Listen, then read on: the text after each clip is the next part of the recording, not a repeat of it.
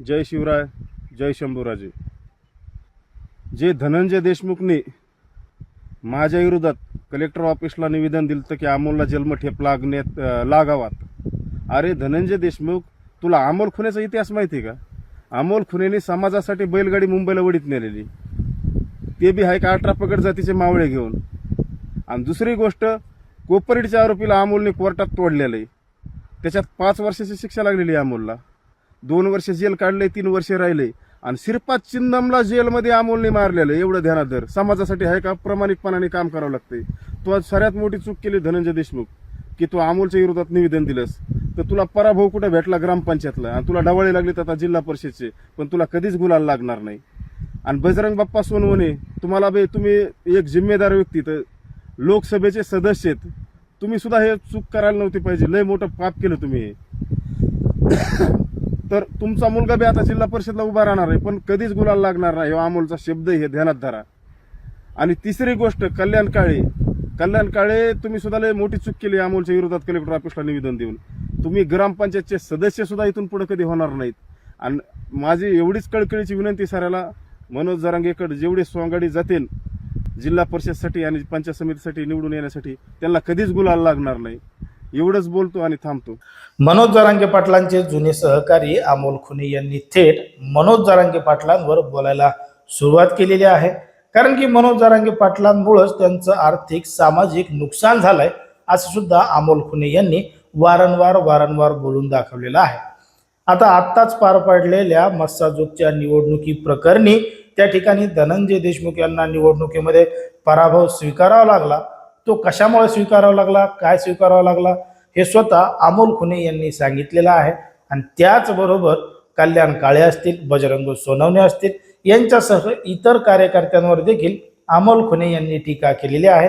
आणि थेटपणानं सांगितलेलं आहे की इथून पुढे त्यांना कोणालाही गुलाल लागणार नाही। जे नेते कार्यकर्ते मनोज जरांगे पाटलांची भेट घेतात, त्यांचा पाठिंबा घेतात, त्यांना गुलाल लागणार नाही, असं अमोल खुने म्हणाले आहेत। आता अमोल खुने यांच्या म्हणण्यानुसार मनोज जरांगे पाटलांची जो भेट घेतो त्याला गुलाल लागणार नाही किंवा त्याचा त्या ठिकाणी विजय होणार नाही। पण जर आपण या दुसऱ्या गोष्टीचा विचार केला तर मनोज जरांगे पाटलांची जी ताकद आहे ती संपूर्ण राज्यभरात आहे। मनोज जरांगे पाटलांना मानणारा एक मोठा वर्ग आहे। पण मात्र जरी मनोज जरांगे पाटील यांना मानणारा एक मोठा वर्ग असला तरी त्याचं रूपांतर मतदानामध्ये होत नाही। कारण की राज्यामध्ये विधानसभेच्या ज्या निवडणुका झाल्या त्या विधानसभा निवडणुकीमध्ये राज्यातल्या जनतेनं भरघोस मत हे महायुतीच्या बाजूनं दिल्यामुळं महायुती ही पूर्ण ताकदीनं राज्यामध्ये निवडून आलेली आहे। लोकसभेला महायुतीला फटका बसला, पण मात्र विधानसभेला महायुतीला फटका बसला नाही।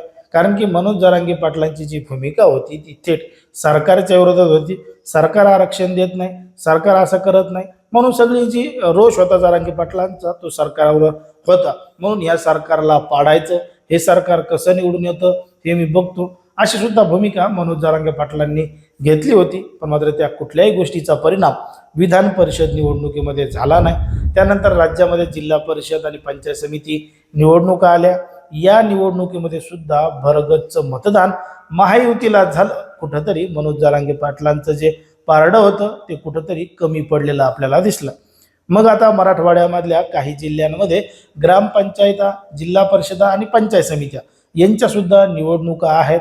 मग याच निवडणुकीसाठी काही राजकीय नेते हे मनोज जरांगे पाटलांची भेट घेऊ शकतात आणि भेट घेऊन मनोज जरांगे पाटलांचा पाठिंबा स्वतःकडे घेऊ शकतात। पण मात्र त्याचा काहीही परिणाम होणार नाही। मनोज जरांगे पाटलांना जो कोणी भेटेल त्याचा गुलाल लागणार नाही, असं अमोल खुने यांनी सांगितलेलं आहे। मग आता अमोल खुने यांनी ज्या पद्धतीनं सांगितलंय ते खरं होईल का, त्याच्या व्यतिरिक्त इतर काही होईल?